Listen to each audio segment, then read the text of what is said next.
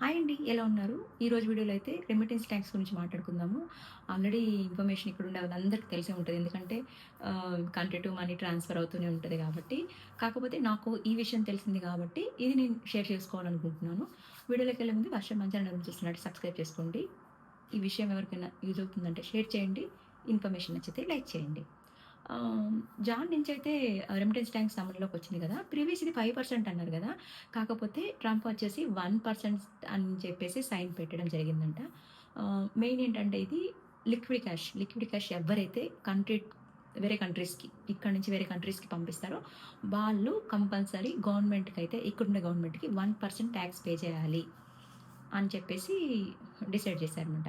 ఇంతకుముందు 5% ఉందన్నారు. నేనొచ్చినప్పుడు కూడా అదే అనుకున్నా. కాకపోతే ఇప్పుడు 1% అంట.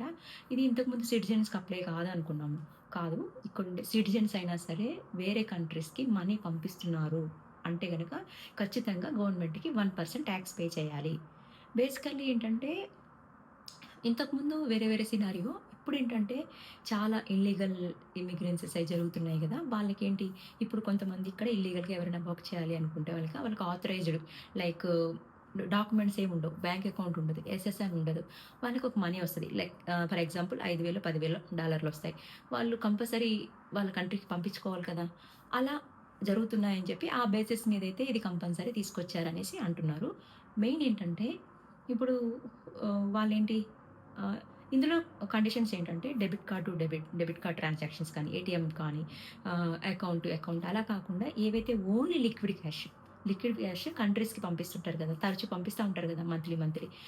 అలాంటి వాళ్ళకి ఇదేంటంటే ఆహ్, మెయిన్ అలా జరుగుతుంటది కదా! వాళ్ళు కంపల్సరీ 1% ట్యాక్స్ పే చేస్తే ఆహ్, దాని నుంచి వచ్చే మనీని వీళ్ళు గవర్నమెంట్ ఆఫ్ బోర్డర్ ప్రొటెక్ట్ కోసము యూజ్ చేస్తాము అని చెప్పేసి దీనిలో మెయిన్ ఇంటెన్షన్ గూడా ఏం లేదండి.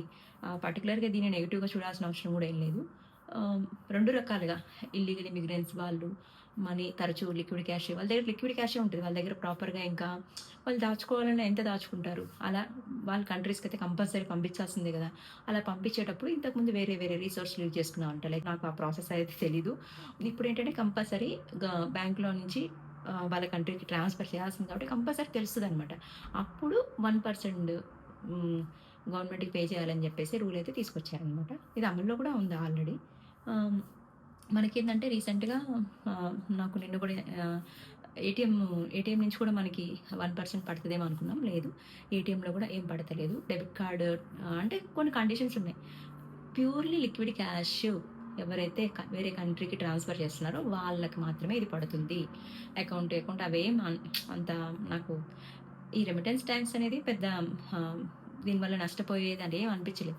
కాకపోతే కంట్రీస్‌కి అమౌంట్ ట్రాన్స్‌ఫర్ చేసేటప్పుడు 1% ఇక్కడుండే గవర్నమెంట్‌కి పే చేయాలని మాత్రం ఈ వీడియోలో ఇన్ఫర్మేషన్ అనమాట. Thanks for watching.